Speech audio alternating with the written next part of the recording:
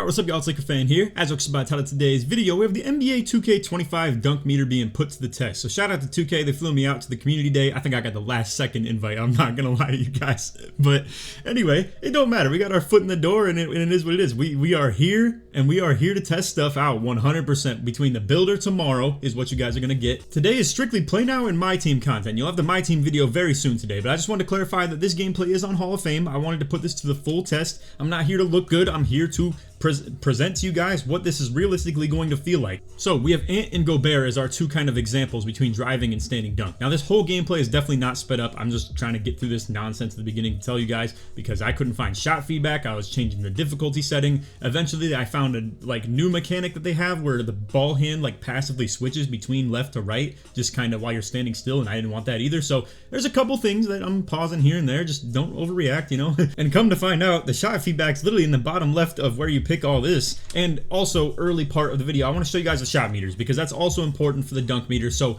I get it, there's a lot of random nonsense that I'm getting to in the beginning of this video. You can skip it if you want, but I wanted to show you guys me going through all this as an example of looking for the best meter for the dunk meter, because I found this ring to be not very good. And as you can see, between all these meters, they disappear eventually. So with ring, it shrinks into the absolute smallest point, right? And then with dial, it's more traditional, you know, meter, but it still is a little bit different, where it's a circle and it disappears at the end of it. Arrow, as you can see, is going to be an arrow moving upward and it disappears at the top. This could debatably be the second best one, maybe even the best in some people's opinion, but I think dial is going to be the best in my opinion. Ring, terrible. I really don't like trying to gauge size of something. Like when it gets smaller and that's when you're supposed to release it, I really don't think that's a good way to go about things. I think the best is going to be to see when it's disappearing entirely. I think a lot of you guys get where I'm coming from when I talk about ring being bad, but oh well, if you don't, then oh well, it doesn't matter. We're just talking about shot meters at the end of the day. So I'm going with purple. I like that it's a little bit more like bright colors because I want to be able to still see it very clearly. I don't want it to blend in with colors around it or anything like that. I would go white, but I think normally, like when,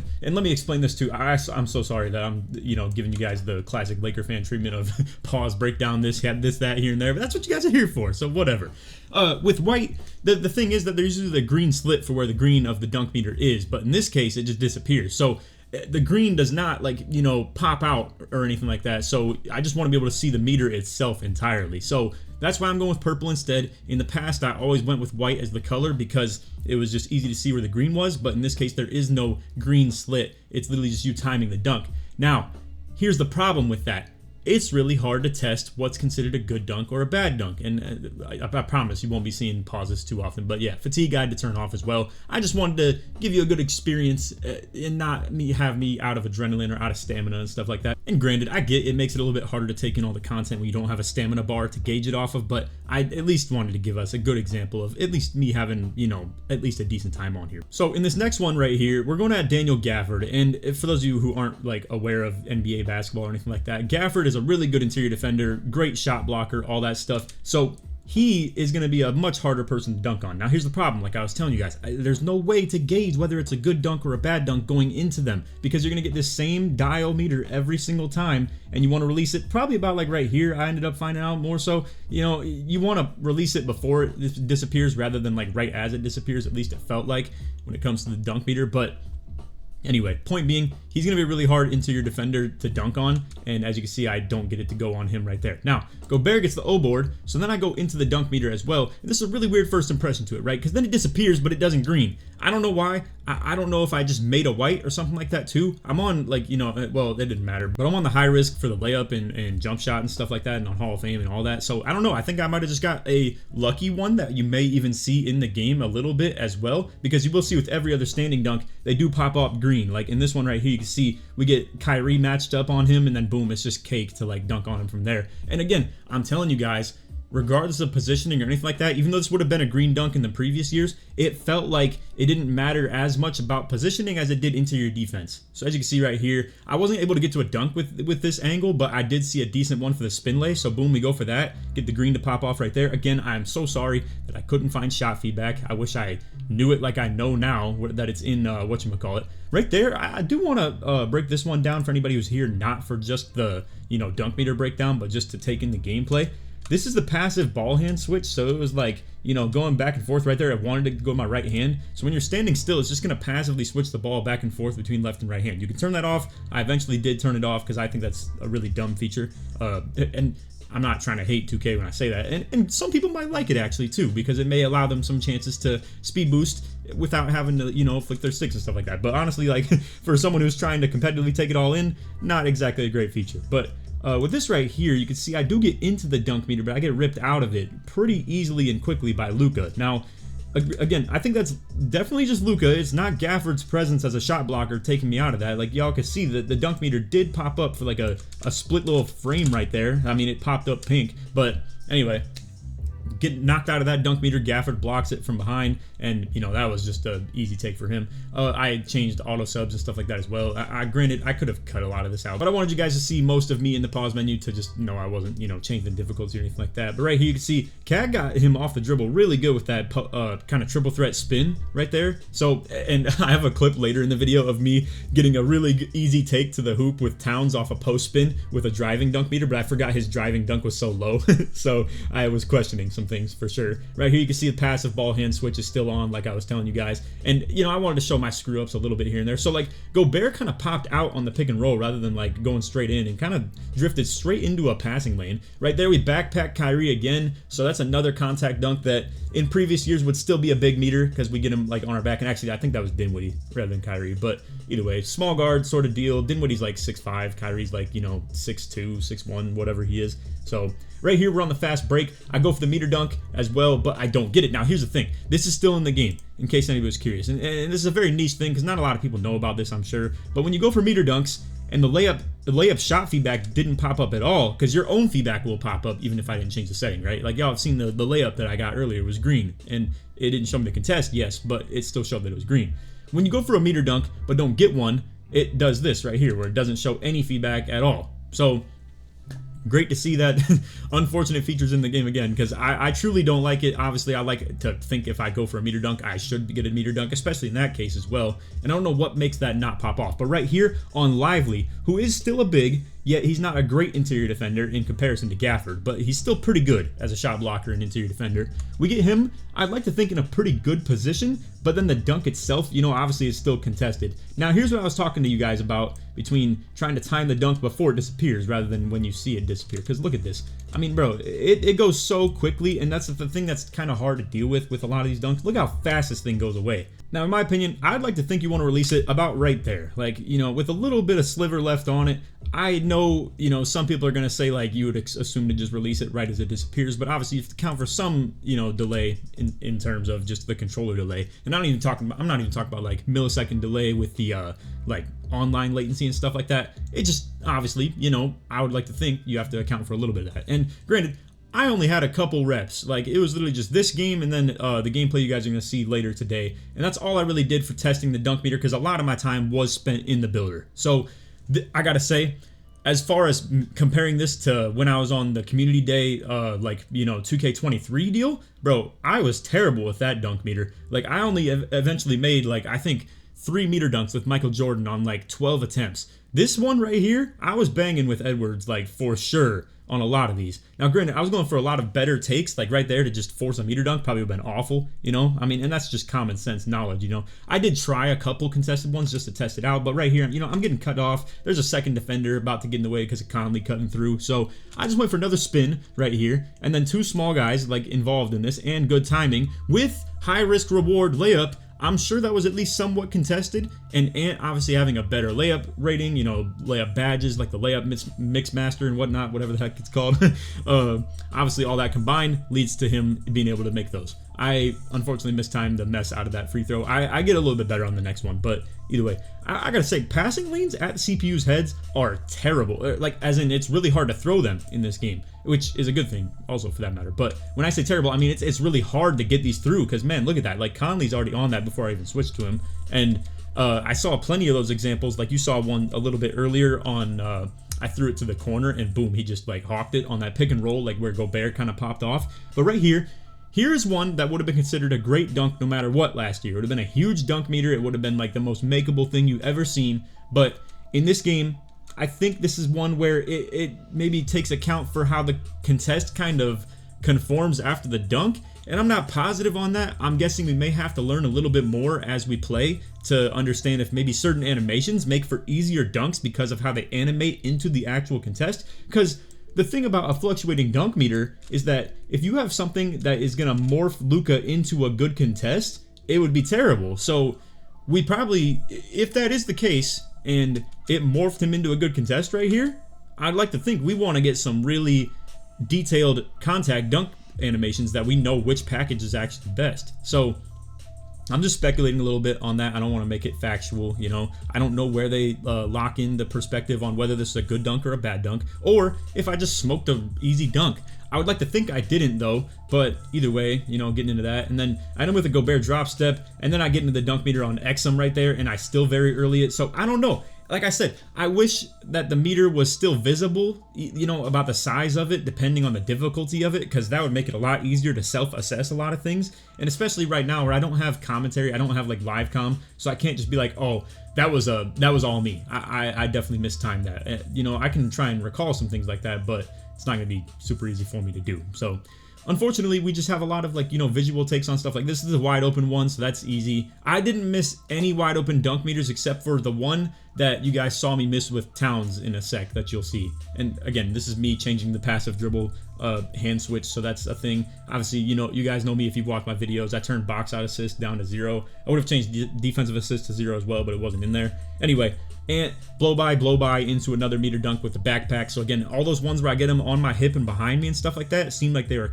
easy to make, not to mention on a lot of guards and stuff like that as well. So right here we get, you know, Lively involved again, so that's another one that I miss. And again, I'd like to think, and apologize for all the rewinds and, you know, backtracks and stuff like that, but I'd like to think in last year's game, this meter popping off right here would have been big green no matter what. So that logic is gone. The whole blinders aspect to the driving dunks, I can guarantee you it's gone, because I mean, I missed, and I wasn't missing wide open dunks, I'll tell you that much. So it's a good thing, you know. I think it was a stupid feature last year. And then right here, I maybe didn't wait just long enough to square up for a good meter dunk with Gobert. I'd like to think I did though.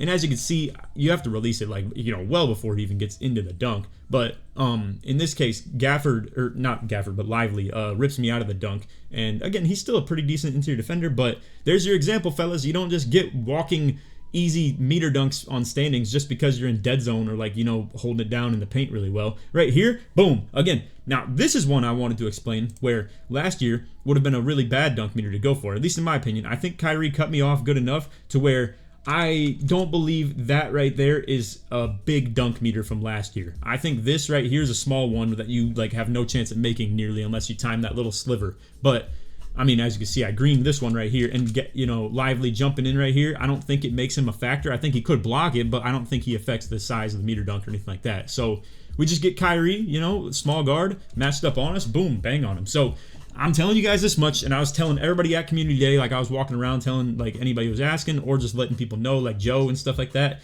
It looked like interior defense makes a huge difference this year, and like block rating and stuff like that too. So we shall see. And again, right here, I don't make the dunk on Lively again. So I don't know, man. I'd like to think I wasn't timing them that bad or anything, you know, but it definitely is tougher to dunk on those big bigs. So right here, wide open one, you know, a little double clutch with Ant, and that's easy to get as well. So again, I'm telling you, interior D, it's going to be a big difference, bro. A really big difference. So right there, unfortunately, I take a really wide angle. Couldn't get to the meter cleanly, so now time's winding down. I got to force it into the paint. So right here, you know, Lively's once again in the way, but he kind of steps out of the way. I'd like to think this one was me mistiming it. Look at how quickly this thing goes away. And that's the thing too, with the variance of the dunk timing and the dunk animations you get. Look at how fast this goes. I'm gonna let it play in full speed again, but just, man, it goes boom, just like that, like super fast. So that was just me mistiming, I'd like to think. I would like to think that's an easy dunk to make given the right circumstances. Now, this third quarter, I start to kind of, you know, not get a lot of stuff to go my way. Once again, that's Gafford in the way. So a lot of these situations that you see me drive at a good interior defending big man, I'm not making them. And this right here is just a stupid one I wanted to go for just to test it. You know, that's a clearly forced meter dunk, you know, that shouldn't be a good dunk by any means in any video game at all. So that's an obvious thing. Right here, now here's a good example from my pick and roll bigs of something that I didn't like to see. So I think we're in another year of once again hitting fake pass or pump fake or something like that on these rolls, because I try and come to a stop with this. I didn't want to do any of the fake pass, pump fake without seeing first that I would know I have to do that in future reference for this game. But it looks like you are going to drift into the passes with, you know, walking and stuff like that. So that was unfortunate. I don't know whether this is considered a driving dunk or not, because I probably did move backwards toward the hoop to try and make sure I didn't go out of bounds or anything like that. On a different build, like a 6'11" that I would make in previous years with high driving and standing, I'm sure this is a plenty makeable meter dunk. With Gobert, though, I'm assuming it might have been considered driving, and it just misses, you know. I don't know that for a fact. Maybe it considered Gafford in great defending position. That didn't really seem like it, though. Now, this one right here, I have no idea what caused me to miss this other than me just mistiming it. Because, I mean, this seems to me like it's good position in terms of trying to get to the dunk. It definitely could just be me mistiming it, by the way, fellas. I mean, like, this is a PlayStation controller. I freaking hate it. It's just, I don't mean to, you know, disgruntle anybody who plays on PlayStation, but my God, bro, I just don't like that controller at all. It's so big and clunky, and the sticks are huge. Pause. But I just didn't like it. Anyway, Kyrie lurks a crazy lane right there. I mean, insane. And that's what I was telling you guys about with the CPUs. They are playing the mess out of those lanes on Hall of Fame. But anyway, now on cold with Gafford involved, I bang one. Again, I don't know, man. Like, some of it just varies based on my timing potentially. Some of these I might have timed good, some might have timed bad. Some of these might have been considered like not good guarding position at the time of the dunk. I mean, he is facing backwards at the end of the day, you know, that's just kind of asking to be banged on. But I think that's also the animation. So again, in a big way, I'm going to be testing the animations into this game, you know, when we get a chance to, because again, you know, we don't get a chance to change animations even in the builder and stuff like that with this. I think it's going to be a really big deal, just from my, like, guess perspective, you know? I'm thinking that the contact dunk animations actually do matter in terms of whether they're easy or not to make. Right there, I don't even get into a meter dunk on Gafford, but right here, check this out. So, for any of you guys who know about my breakdown combo from last year, a normal breakdown on the big man, and then I had LaMelo on that 6'8" for a short period of time. I did an aggressive breakdown combo right here, or whatever the mechanic is for, I just held RT and flicked up on the right stick. Now, I know a lot of y'all know about the Kobe jab and stuff like that from the comp community. I never really was doing those jab steps in the paint. They said it gives pump fakes anyway in this year's game, so it doesn't even like matter that it was a thing anymore. But that used to really give you crazy positioning in the paint. I did, however, these breakdown combos. So I just flicked up on the stick one time, and the defender reacted in a different way. I'm sure against the user it's not going to work like that, but I'm sure there's also better breakdown combos, you know, than that garbage right there that Gobert had. But anyway, so right here, I'm trying to cook up with Towns, you know, try and see on some zigzag, like big man stuff like I did last year, see if it works. Boom, I hit a post spin, and then I get into a driving meter dunk. I just got to say, I didn't mistime that. I can promise you that. That is more Towns having 75 driving dunks. So in case anybody was wondering whether it's easy or not to make those, again, I'm just going to go here and show you. Towns, yeah, 75 driving or 70 driving, whatever it was. Yeah, you can see. So yeah, that was a bad take by all logic, you know. But anyway, that was just a little one-off. That was only like the only wide-open meter dunk I'd like to think that I missed all game. So right there, we get another double clutch with Ant. Again, I don't know if that's considered like a good dunk or a bad dunk in terms of like, I know that's an open dunk right there, but I mean the animation itself, like that. I wonder if that double clutch could potentially put you in like worse position as far as a dunk goes in the future, you know, in different ones. So like right here, for instance, you know, we get Gafford dropping off the corner. He ends up like being on Gobert. And granted, you know, against in a different situation, if this is Jokic or Towns or something like that, Gafford is definitely not dropping off this corner like he did. But again, it doesn't matter. We're talking about what a my player would do or something like that. So if this is a my player dropping off, I'm curious to know, yeah, like that he did knock me out of a meter dunk again right there. But again, it's a great interior defender. So it's a little tough to see, but, you know, I mean, obviously, we'll have our own struggles to learn through, like, slashing and whatnot this year. I mean, last year was awful in terms of trying to learn it, but we ended up learning it, you know. Now, right here is a little bit of a dribbling tangent to go off on. So, odd situation where I did an escape move and I wanted to move to the right, as you can see, but the ball switches to my left hand. So now you can see me clearly trying to move to my right while it's happening. I mean, you can see my player animating, like, to the right in this dribble move. So now on the second one right here in the exact same sequence, I'm doing a move and then assuming that I can get an offhand speed boost to go. However, this animation had another kind of animation try and play out that was going to switch my ball hand to the right naturally anyway. So it seems to me like there's a little bit of buffer in terms of the animations that pop off, and you have to really learn them or else you'll do stupid stuff like I was doing here where the ball hand is switching even though I'm animating, like trying to move to the right, and I thought I was going to get an offhand speed boost, but instead I get something that's doing like a downhill move with my left hand, and instead it's just, it looked really bad. It for sure looked bad. So anyway, dumping down to Gobert. I'm just going to reset the 3-second, boom, go for the drop step, try and meter dunk Gafford again. Right here, I don't think I waited long enough. This is definitely a layup. It's not a standing dunk meter, just so you know. So for those who are trying to speculate about standing dunk meter being good or bad, this was not an example. My clock was winding down. As you can see, I only have 2 seconds left, and I was in the paint for a while. So I ideally should have squared up a little bit more, like right here. I should have gave it a couple more, like one more second to square up so I could actually get in the meter dunk area, because knowing off anything from last year, that is, a really way too soon meter dunk on the standing. It was just, going to be something that was clearly a layup. So that's not me judging the game by any means right there. Now right there, boy, that was a crazy meter dunk. And this one, I'm assuming, like, look at where Gafford is. Like, I mean, he still jumped for it and was in the area on the dunk.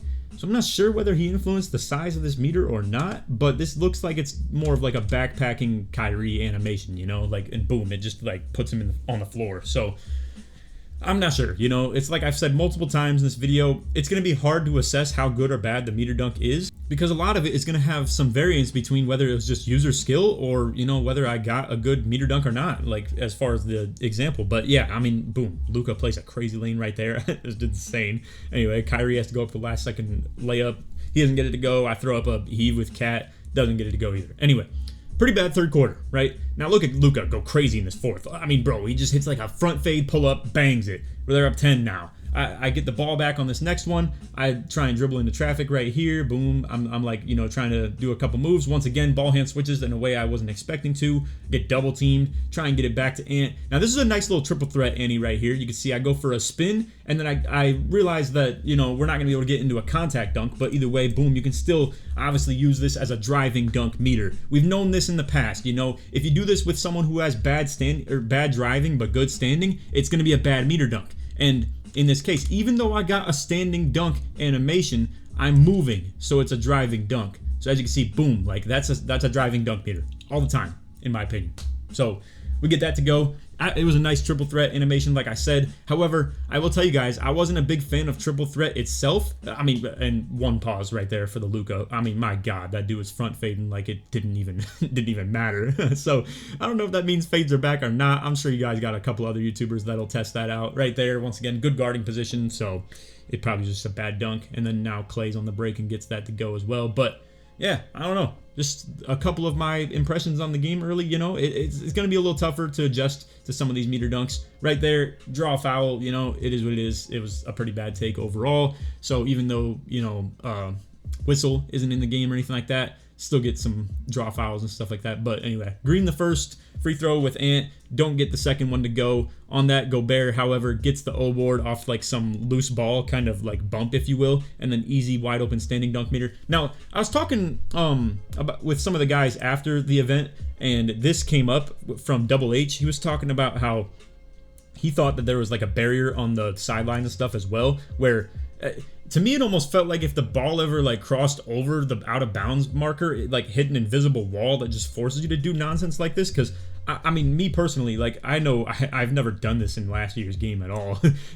Like doing a blowout dribble right here is what I was doing, and you can see I was trying to do it to my right hand, and the ball goes to my right hand, but I'm getting suctioned into the sideline. So look, I'm not here to try and like hate on the game 24/7 while I'm on here, but I was clearly like, I'm showing you guys some visible like frustrations with some things. I was trying to find instant replay, couldn't find that either in this tester mode either. So just, I don't know. It was frustrating for sure getting that to go. Right here, once again, you don't see the layup timing pop up, so I tried to meter dunk that but didn't get one to go. So again, there were some highs and lows with the dunk meter for sure. I'm running out of time right here, so I'm going to have to force another bad meter dunk, and again, that one doesn't go either. So to me, it seems like it's a very realistic, logical way of going about dunk meter. And you guys might see some of this stuff and think like, man, it looks like it's going to be a hard year to be a slasher. Let me tell you this much. It's going to be a hard year to be anything but a slasher. So it's going to be pretty tough. Like, the dribbling is pretty rough in terms of trying to get open from three and speed boosting and stuff like that. I'm looking pretty good with Edwards, in my opinion, in terms of the movement. But, man, trying to do it with anybody else seemed pretty rough. So I don't know. He might have some pretty good sigs for all I know. Anyway, now I overheard from someone to my right. It was one of the girls. I forget her name. I think it was Naomi or something like that. But anyway, I was hearing about going for self lobs, and it kind of triggered it in my mind, and I accidentally hit Y and B at the same time, but it's A and B. Or like, you can translate it on PlayStation, because this is how bad I was on PlayStation controller, right? I don't even know the freaking controls, and it's the ones that I put in. So anyway, I go for the self lob right here, and that didn't work, but man, oh man, you guys wait a couple more clips. So like right here, you know, I had a pretty wide open take, but still didn't get to go, so I don't know. I'm a little bit skeptical, but now, check this one out. So I don't get a good look off rip. I got people in the way, so I'm just going to wait it out. Now check this out. Even though there are people in the way, I get past Kyrie and throw it over Gafford's head and get the most ridiculous self-lob you've ever seen in your life, bro. I mean, my God. I'm turning this one into YouTube Shorts, TikTok, all that. This is the most banger clip of the whole community day, in my opinion. It's got to be. Look at this.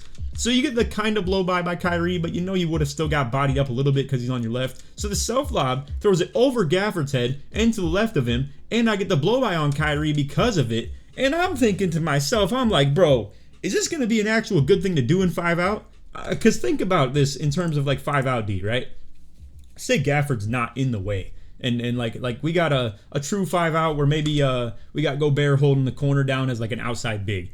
Can you imagine just like all it takes to like not even get a blow by on the guy guarding you? Maybe you just get like a last ditch effort throw over his head that the animation of you like doing this right here just glitches you out of the way of him, and boom, you just get a blow by with it. Like I said, I'm not here to say that it's going to be a great feature added to the game in terms of like a dominant feature. I think it's a very good feature to be added to the game though with the self lobs. This is so fire that this is in the game. But yeah, I don't know. So I'm not trying to overhype it or anything like that, but I'm just showing you that it is here and it's here to stay, because I think you actually will see this used sometimes, and especially on the ones and stuff like that too. So again, just to give you guys a memory of what to do with it, it's A and B at the same time. So it's your bottom and your right control between the controllers, right? Instead of X and Y, it's, you know, A and B. Just to clarify that, simple. So anyway, cool replays and stuff like that. You'll see it on the YouTube Shorts and whatnot too. But anyway, easy blow by right here. I try and go for one, but I mistimed that myself. So I know I'm out here looking bad as a slasher sometimes in this sort of deal, but I didn't know what to expect, man. I'm sorry. Anyway. Yeah, so this still would have worked. As you can see, I would have like glided Kyrie or Dinwiddie, whoever that is, out of the way of the animation, and boom, I could have like still banged this one too. So don't judge this one off being a miss as a bad, you know, meter dunk. That's or bad like opportunity at the self lob. That's just me mistiming it. That's all it was. So anyway, I only end up going 5 for 10 with Gobert on the standing dunk attempts. That's all he ever had, or you know, one that turned into a lay that I didn't have end up being a meter dunk.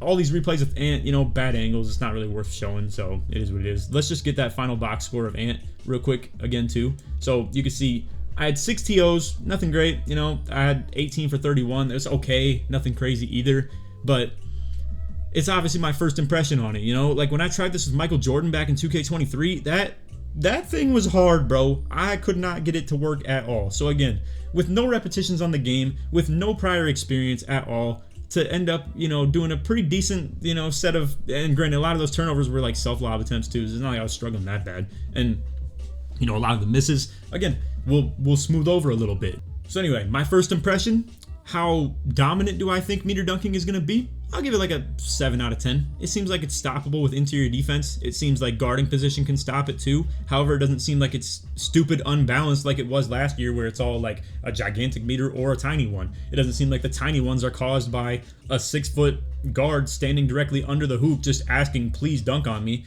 And then the game's like, nah, he's in good guarding position, so it's not going to happen. To me, it seems like interior defense block, they are going to matter a lot, and I'm actually happy that that's a thing. It's good for balance of the game. It's good for the sake of, you know, like the toxic standing meter dunk stuff that happens. And I'd like to think that if you match up a great interior defender with a standing dunk, I still think even regardless of dead zone, I think it's going to be still possible to knock him out, or just to, like, you know, stop him from doing it entirely. So anyway, that's my take on it. Gobert has 90 standing dunk, even though you never saw that, you know, in the box score or anything like that shown, like I did like Towns having the driving dunk only 75, and he has like 90 standing. So anyway, yeah, I mean, like, that's just my breakdown on that. I should have got more reps with Cat, but I don't know.